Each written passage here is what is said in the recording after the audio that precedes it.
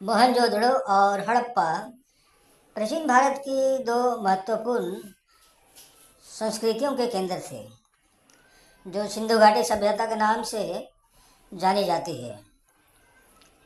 यहाँ प्राचीन आदिवासी जनजाति के लोग ही रहते थे। बहुत बाद में गैर आदिवासी आर्य आए थे।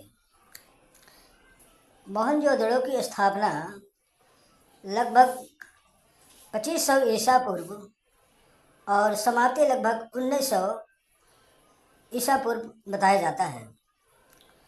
वही हड़प्पा की स्थापना लगभग 2600 ईसा पूर्व और समाप्ति लगभग 1800 ईसा पूर्व बताया जाता है। यहाँ की स्थापना का कारण सिंधु नदी के किनारे की उपजाऊ जमीन, व्यापार और वाणिज्य के लिए अनुकूल स्थान, जलवायु और भौगोलिक स्थितियाँ बेहतर थी। समाप्ति के भी कई कारण बताया जाता है। कहा जाता है कि सिंधु नदी के मार्ग पर बहुत ज़्यादा परिवर्तन हुआ, जिससे ज़मीन का भी नुकसान हुआ।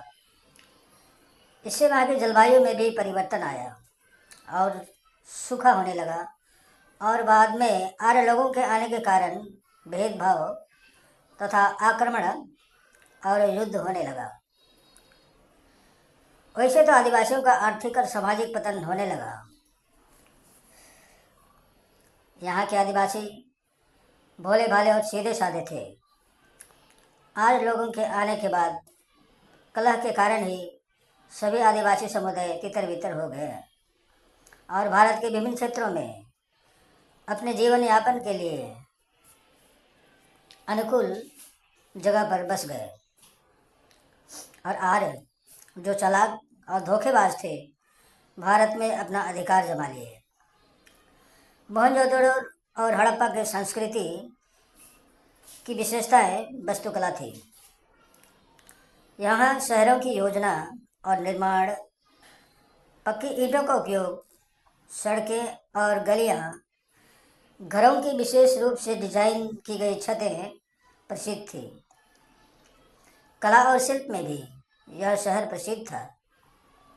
मूर्तियाँ और चित्र, धातु और पत्थर के बर्तन, कपड़े और रंगाई, गहने और आभूषण आदि थे, जो आज भी आदिवासी समाज में देखा जाता है। आर्थिक जीवन भी सुखमय था। ज़्यादा कृषि और पशुपालन, व्यापार, वाणिज्य, धातु और पत्थर की खदानें और मुद्राओं और खाद्य सामग्री का आदान प्रदान होता था। इन सभी चीज़ों से यह और भी पुष्टि होती है कि यहाँ पहले उरांव, मुंडा, खड़िया, संथाल, भील, कोल आदि ही जनजातियाँ थीं। इसलिए सभी दृष्टिकोणों से यह पुष्टि होती है कि मोहनजोदड़ो और हड़प्पा के निवासी मूल आदिवासी ही थे। लेकिन आर्यों ने भारत में मोहनजोदड़ो हड़प्पा में आकर अपने फायदे के लिए से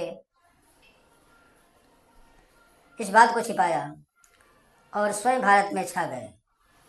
इसलिए आदिवासियों को अपने में गर्व करना चाहिए। आदिवासियों के विनाश का कारण मुख्यतः आर्य ही हैं। समाप्त। धन्यवाद भाई और बहनों।